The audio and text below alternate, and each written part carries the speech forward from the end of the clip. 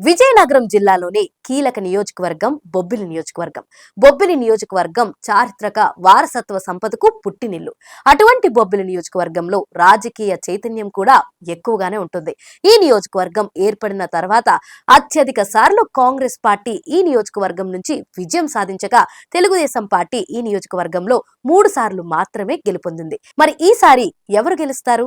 ఎవరి వైపు ప్రజలు మొగ్గు చూపుతారు? 2019 ఎన్నికల్లో బొబ్బిలి నియోజకవర్గంలో వైసీపీ విజయం సాధించింది. ఈసారి బొబ్బిలిలో పాగా వేయాలని అన్ని రాజకీయ పార్టీలు బలంగా ప్రయత్నాలు చేస్తున్నాయి. ఈ క్రమంలోనే విజయ అవకాశాలు ఉన్న నేతలను ఎన్నికల బరిలోకి దింపాయి. 2019 ఎన్నికల్లో బొబ్బిలి నియోజకవర్గంలో వైఎస్ఆర్ కాంగ్రెస్ పార్టీ నుంచి వెంకట చిన్న అప్పలనాయుడు, సమీప ప్రత్యర్థి తెలుగుదేశం పార్టీ నుంచి ఎన్నికల బరిలో దిగిన సజయ కృష్ణ రంగారావుపై విజయం సాధించారు.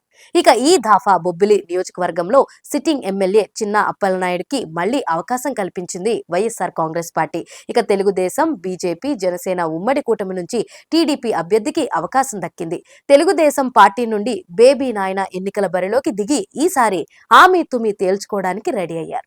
జగన్ వేవ్ పై నమ్మకంతో, జగన్ సంక్షేమ పథకాలు తమను గెలిపిస్తాయన్న విశ్వాసంతో వైసీపీ అభ్యర్థి వెంకట చిన్న అప్పలనాయుడు ఎన్నికల ప్రచారాన్ని సాగిస్తున్నారు. ఈ సిట్టింగ్ ఎమ్మెల్యే తాను చేసినటువంటి అభివృద్ధి సంక్షేమ కార్యక్రమాలు తనకు మళ్లీ పట్టం కడతాయని బలంగా నమ్ముతున్నారు. ఇంటింటికి తిరుగుతూ ప్రచారం సాగిస్తున్నారు. మరోవైపు తెలుగుదేశం పార్టీ నుంచి ఎన్నికల బరిలోకి దిగిన బేబీ నాయనకు బొబ్బిలి రాజా కుటుంబం నేపథ్యం ఉండడంతో కాస్త ప్లస్ గా కనిపిస్తుంది.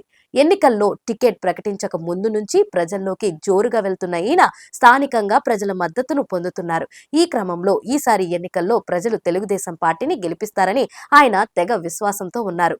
ఏది ఏమైనా ఈసారి జరుగుతున్న బొబ్బిలి యుద్ధంలో విజయం ఎవరిని వరిస్తుందన్న దాన్ని మరికొద్ది రోజుల్లో తెలుస్తుంది.